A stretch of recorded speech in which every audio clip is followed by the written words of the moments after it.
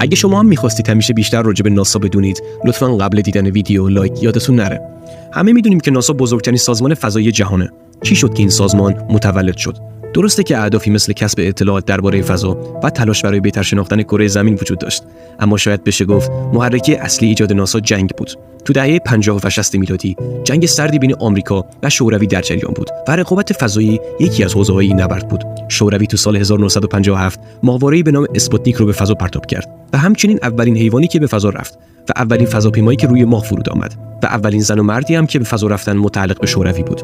ناسا تو سال 1958 در نتیجه مستقیم جنگ سرد با هدف تبدیل آمریکا به رهبر اکتشافات فضایی تأسیس شد و برای اینکه آمریکا بتونه تو این رقابت پیروز بشه، دست به مأموریت‌های آپولو و فرود انسان بر ماه زد. و بعد از مأموریت آپولو 17 در سال 1972 رقابت فضایی نهایتاً با پیروزی آمریکا تموم شد.